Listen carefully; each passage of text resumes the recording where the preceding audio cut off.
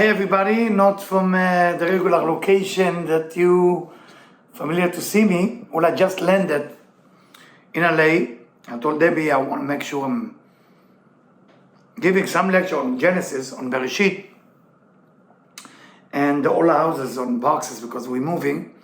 So I'm making here a great effort to make sure to share some information with you about this portion that I think for a long time we did do a video, and I think it is time to do it now. So that's why I'm doing it from this wonderful camera of mine, and hopefully you can enjoy it as well. So let's talk about Genesis for a second. First, we are talking about, it's the beginning of the Torah. The Torah has 5 books, and the first book called Bereshit or Genesis, and within the first book, we have the first words, which the name of the book is after that. It's called Bereshit. In Tikkunei Zohar, there is a discovery that within the word Bereshit, the first words include the entire Torah.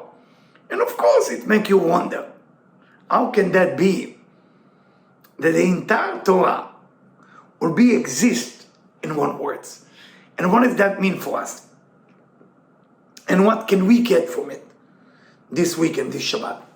Well, first, there is a concept in Kabbalah that called Keter, crown, meaning the seed level. And within the seed level, you basically have everything. Everything is included within the seed level. So when we're talking about Bereshit, the first letter of Bereshit, which is that, the first letter, has within it all the blessing that's going to happen in the entire Parashat Bereshit and the entire Torah. What does that mean about this Shabbat? This Shabbat has within it the seed level of the entire year. So whatever energy that we put into this Shabbat, whatever energy we put into this specific weekend, Friday night, Saturday morning, Saturday afternoon, Suda Shalishit, as the energy of the whole year. Now, the Zohar raises a question. And what the Zohar asks, let me read it to you. כי בשעת בריאת העולם, in a time of creation, נכנסו האותיות לפני הבורא. The letter went in front of God. By the way, those of you who want to find out more details on that, I'm doing a lecture from the beginning of the Zohar, and I mentioned this section there. So the letter came in front of God. First, the letter Taf, the last letter came in. Taf, אמרה לפניו, told the front of God, ריבונו של עולם, master of the world, רצונך לברוא בי את העולם. Please create the world with me. וכולם משיבם השם כי אינו חפץ. By the way, this is the short version of the Zohar, that Orach Chaim. Orach Chaim is a commentary on the Torah that come to teach us about what the Zohar is saying. So the short version is come from Orach Chaim, as if you want to see the old version, it's in the Zohar or in the lecture I gave in English to people that didn't finish all the letters, but it's going to be there. כולם משיבה בשם, כי אינו חפץ. נתם אמרו דברים כל אחד ואחד שנכנס לבן. God refused to create the world with all the letters, starting with Tav, going to Shin, going to Resh, going to Kuf. No, reverse-wise. Because you know the letters start with Aleph. But the letters start with Taf. Didn't start with Aleph. So, God refused to create the letters of them. Until Bet. The letter Bet came in front of God. וקיבלה. וברא בה את העולם. And God agreed that the letter Bet is the right letter to create the world with. That's why the word is Bereshit. Bereshit means in the beginning. But Be, the letter Bet. Bereshit. Bereshit. So now if we reach the letter Bet, we're missing one letter. If we're going reverse, what's come after Bet if we're going reverse wise? Aleph. Aleph is the first letter. Aleph shatka. Aleph stay quiet. After God chose the Bet, Aleph stay quiet. אמר לקדוש ברוך הוא, א', למה את שותקת?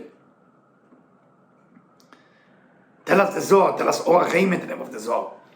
Aleph, why are you silent? Why are you quiet? And then זה אור החיים אמר לה, את תהיו ראש לכל האותיות.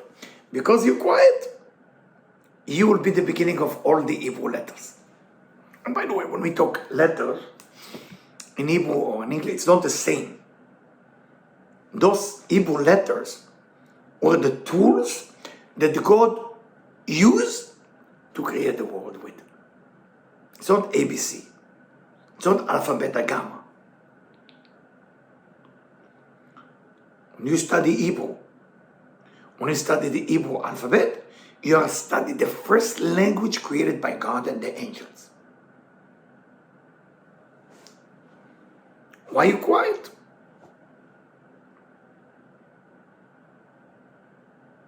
הנה מדברי השם, יראה כי א' יש לה בעלה מאוד ב'. For me, זה אור החיים, it seems like א' is better than the letter ב'. מעתה אם יהיו האותיות לפניו ביושר, הייתה להם זוכה לראות בה את העולם. So if the letter will present themselves, Aleph will go first. Then Aleph will create the world. ולהיות כי אומר האומר, למה לא עלתה א' ראשונה? So why Aleph didn't start first? דע כי אמרו ז"ל, חכמים said, where in תיקוני הזוהר, הקדמה of תיקוני הזוהר, כי האותיות שהן בדרך ישר, על דרך א' ב' ג', when the letters go by א' ב' ג', meaning straight, starting from beginning till the end, הם רוזים לרחמים, that mean mercy. When they go from ת' all the way to א', הם מורים על מידת הדין. That's considered as a concept of judgment.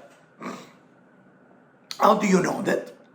Because what's the month we are in right now? Tishrei. What's the first letter? Tav. What's the second letter? Shin. What's the third letter? Resh. Those letters go backward, which is the time of judgment. Rosh Hashanah, judgment. Kippur, judgment. Hoshana Rabbah, judgment.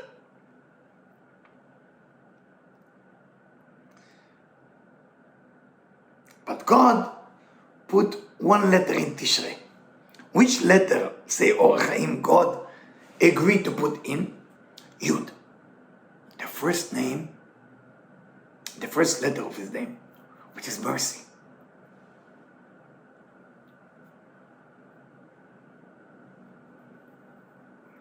So what do we learn from it? Say Or Chaim, להיות שהבריאה הייתה במידת אלוקים. If you look at the creation, it's a Bereshit bara Elokim. In the beginning, who created? Elokim. There's many names to God. You can call God Tachiganatan, Adonai, or Elokim. Use Elokim. What does Elokim represent? Very good. Judgment. And because the letter came like judgment, from Taf, then Bet was the first one. Bet was the first one to win. And Aleph was the first one to the letter. I think it's beautiful. But what can we learn from that? Many times, we are looking for approval. Father, mother, women, men, boss. It's not a problem to look for approval. The problem is when you're not aware you're looking for approval, and you're not aware that you're worth something. Not worth something from the ego point of view. Watch something from a place God used me to create so many wonderful things. So I watch something. And if I watch something, I will stand tall. I will be proud. And for that reason,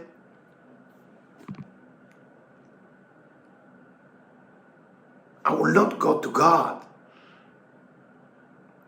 and say, I want this or that. I know I want something.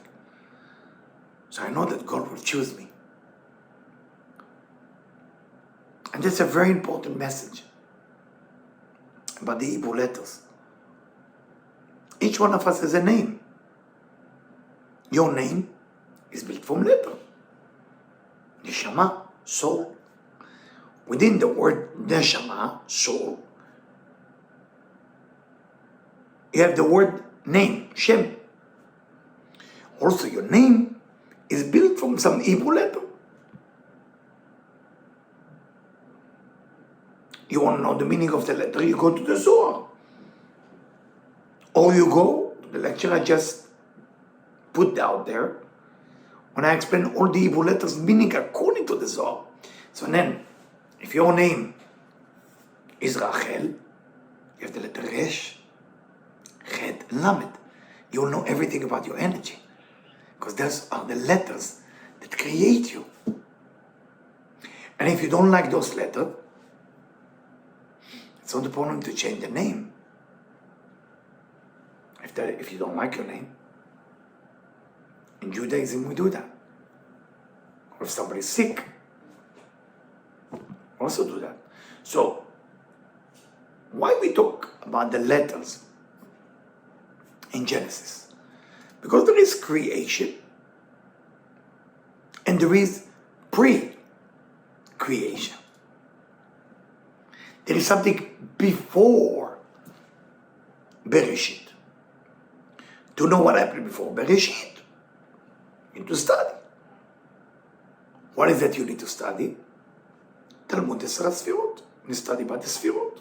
That's why I publish the lecture of the Sfirot, and I tell people how important it is to study that knowledge. Because without it, you wouldn't know what happened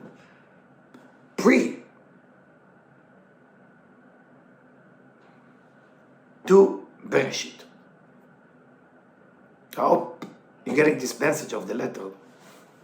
And anyway, let's move on. In Shara Psukim, Gate of the Verses by Rabbi Chaim Vital, student of Rabbi Isaac Luria. When you take the word Bereshit, he divided to two words, bara and shit. Shit in Aramaic mean 6. Bara mean create. Tell us the Tikkunei HaZohar and the Zohar and Shara Psukim by Rabbi Chaim Vital. If you look at the word bara, it relates to the word bria, livrot. Bria is a high level. When you take the word shit, shin yud taf, is 6. What is 6 related to? Zerapin, it's below bina. So bara, shit. But what does that mean? Mean the 6th level is megule, is revealed. The bara is not revealed, is not megule. What happened to something which is not revealed is dark. What happened to something which is revealed? There is light. So, if you go back to the tefillah, what do we say? Yotzer or uvore choshech. Form light and create dark. If create is higher, you should say create light and form darkness. But what is teaching us Rabbi Chaim Vital? Based on Tikkunei HaZohar. When it's higher, it's dark. Because it's not revealed yet. When it's lower, it's light. The question is Rabbi Chaim Vital is talking about from our point of view or just the way it is?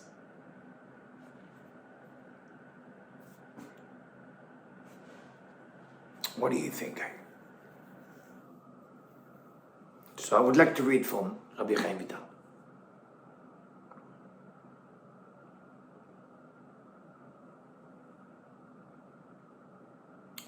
All the souls that come into this world were included Adam.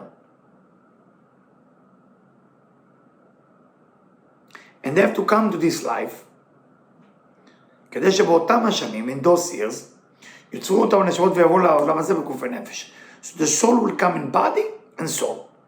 בדיוק now, ולכן היו שנות העולם 2,000 שנים. And they have to come for how long? The soul has to come here? 6,000 years. Is the number 6 play? Very good. So now you, Bereshit, create 6. How many days?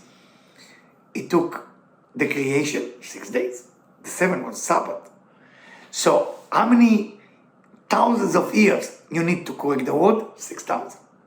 Every day as corresponding to 1,000 years.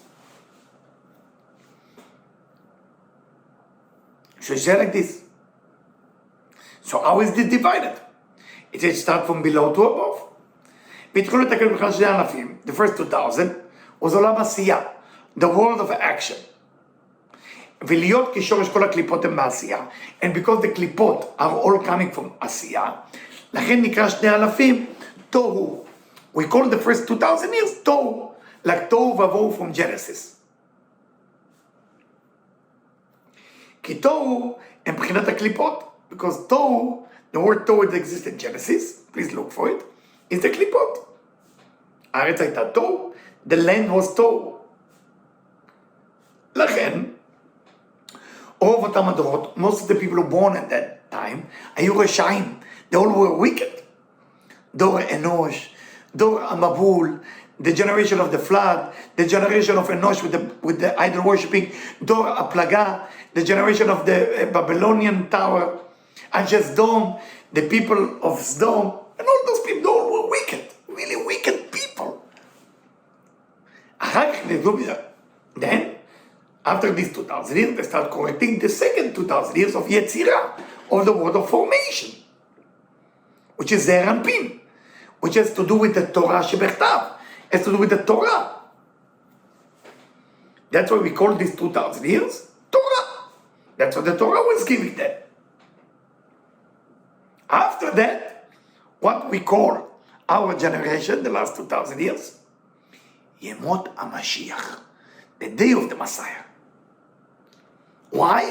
Because these 2,000 years we're living in is from Bria, Asiya, Yetzirah, Bria. Ima, אני קראתי מהמשיח, Ima, like Bina, like Bria. We call it the days of the Messiah. ואם היות שבן דוד אינו בא אלא בסופם, even though that the son of David, between the Messiah, come in the end, עם כל זה, כל ה2,000 תקראו אותו שיח. Even we know, can you imagine what Rabbi Chaim Vital Heidegger 500 years ago, is thinking to himself, I know Messiah is not coming in my time, because he has to come in the end of the 2,000 years.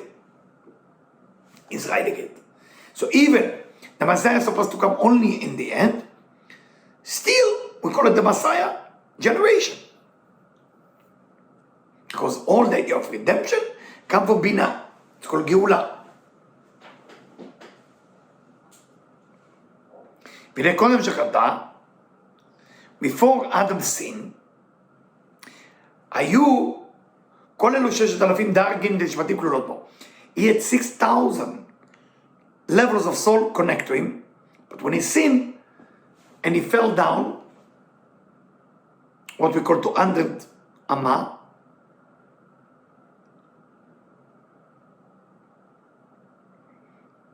and it's not just physically, it's also physically, but it's more like he fell down from his responsibility.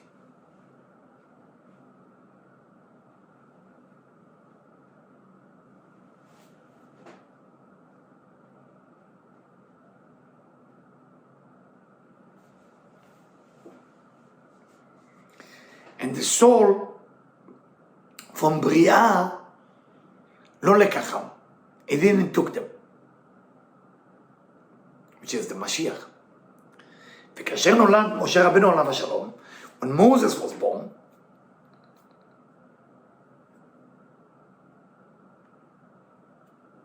beautiful. זכה לכולם. He married to all souls.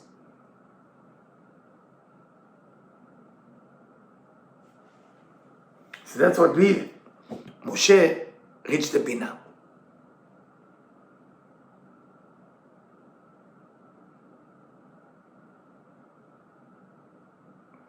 So every time there is a person born, it's a part of Adam. And when you do the tikkun, you correct Adam for what he did wrong. And when Moses married to correct all the level, then he correct Adam. And Moses was the best of the creation. And that's why he correct Adam. That no other tzaddik, no other righteous were able to correct Adam.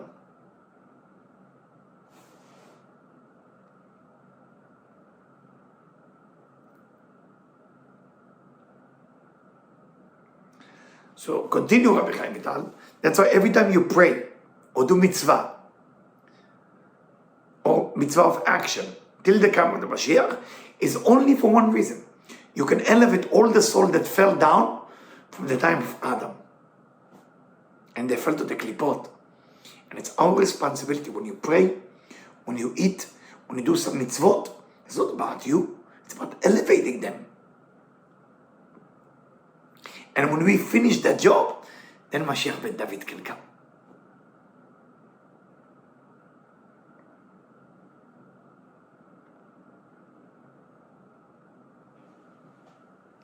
I think by reading it, it gives us some type of understanding of our job here.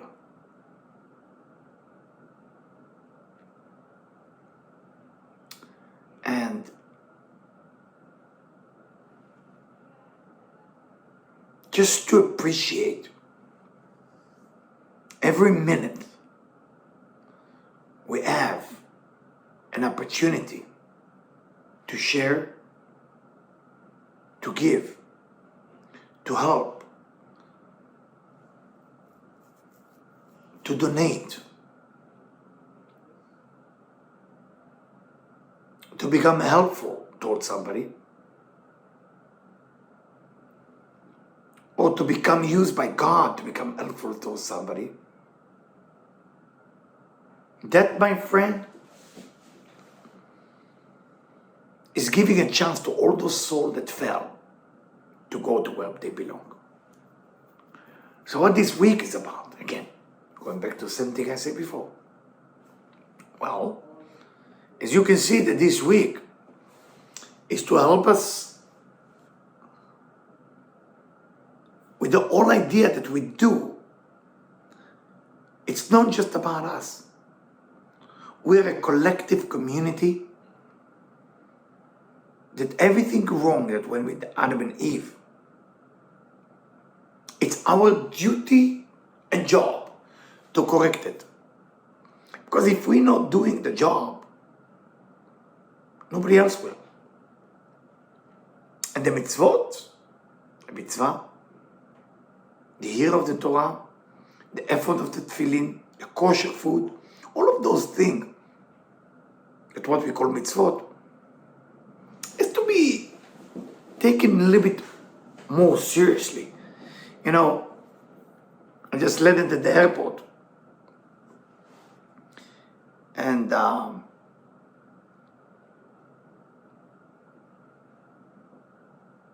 wonderful welcome to Los Angeles. I love it.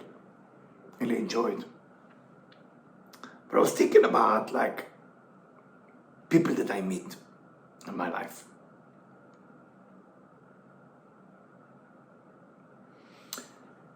And I'm thinking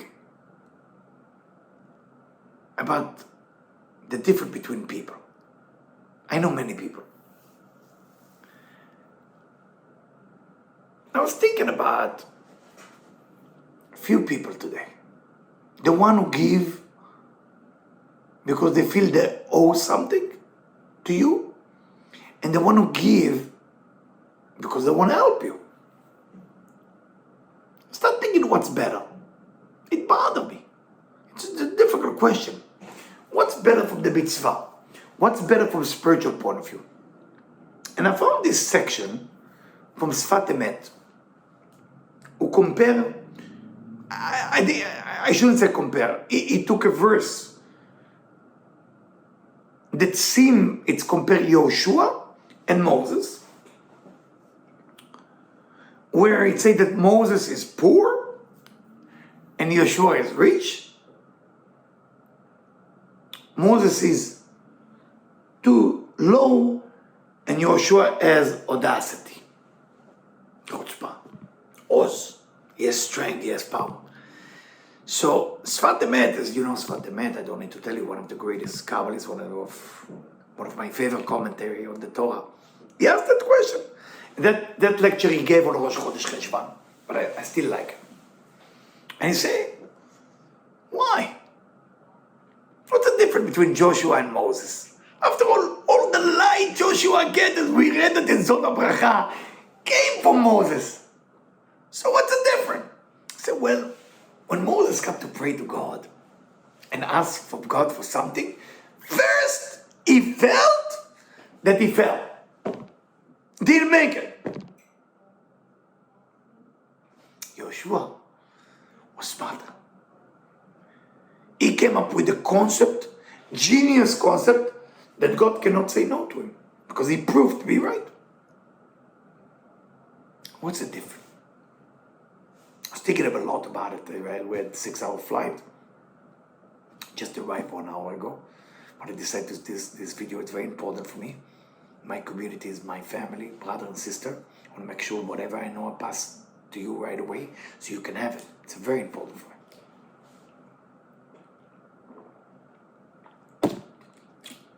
What's the difference? Difference is big. When somebody give you a piece of bread because he feels he owe you that. Somebody give you a piece of bread because he want to give you charity because they have a mercy on you. The second one will eventually develop ego, will fall apart, will never make it. The first one will always feel he owe you, and that's why he's always going to make it. The desire will remain the same. One of the mitzvot in the Torah is called maaser, tithing. Why you have to give tithing? Because you have to. You want to know why you have to give tithing? Because you have to. Why you have to give tithing? Because you have to. So you owe the money. You don't do a favor to nobody when you give tithing. If you start feeling that you're doing a favor, even if you win, you lose. Moses came from a place, God, I lost the case, but I'm still asking you if you can please forgive my people. God, I lost the case, but I'm still going to ask you if you can let me go to Israel. Moses was never in a place where he felt he deserved or entitled. It's not that he didn't know if he is or not. He definitely knew he's not. And then he started praying. Says Sfat Emet, that's not mine, by the way, it's Sfat Emet. When Joshua started praying, very elevated, don't judge Joshua compared to Moses. Of course, it's not the same. Joshua come up with an idea why all Bnei Israel can go into Israel. The old tzaddikim. In the time of Joshua, everybody were righteous. So of course they walk in. Question, after I read it, I was thinking, how do I pray to God? What kind of conversation I have when I talk to God? I have conversation, hey God, I did Rosh Hashanah, I did Yom Kippur, I shook the lulav, I checked the shadow, I fast, Shema HaTorah, dance in the street of New York City. I did it all. Now give me the money. Or, I didn't do a thing. Everything written in your book, God, I just follow. I'm not even sure I did a great job. But I'm still asking you, God, please give me life. Please give me happiness. Please give me joy. Please bring me shalom bayit. Bring me peace among my family. I'm asking, but I absolutely don't believe I deserve. When you give to a poor man a bread, you're above it. When you give a righteous man a bread, you hope he will take it. Sometimes, as it's written in a Chassidut is a style that started in Parashat Bereshit. Sometimes when the teachers start to see that the students start to give, not because he feel it's a merit, because he feel you want to help, then you know that student will fall, as the Chassidut teaches. It's funny, today, something very weird happened. As I arrived, 10 minutes after I landed in LA, there's this gentleman who asked me to build a certain project, and he would like to be a business partner. So I built the project and I called. I said, okay, I built it. How do we do with the money? What do we do? Are we going to build it or what? So, you know, Eliyahu, I don't think I'm going to do it with you. After about 6 months that we're working on it. And we thought that guy would back us up. So he thought, he texted me like that and said, oh, I don't like the idea that you talk to me business. I said, but you asked me to do it that way, to build a place, then come back to you and tell you it's ready, and now you can fly to LA, and we take care of business, and we help about, hopefully, 300 people. So he backed off, but he didn't tell me he backed off. I was thinking, why is he blaming me for promise he make that he doesn't want to keep? It's okay. Why is he blaming me for all of it? So I asked him, what's the problem? So all what you want from me is my help? He tell me. So I don't want from you help. I want to hear no or yes. If it's no, we close the deal. Goodbye. Those of you know me, I'm very quick to move on. And we move on. Goodbye. Maybe we meet one day again. If it's yes, let's take care of business and start helping people. Yes, no. Let's not waste time. And my wife was next to me. She was very proud of me. I appreciate her being proud. But why am I sharing this story with you? What I was missing when I met this gentleman 1 year ago, that he wanted to save me.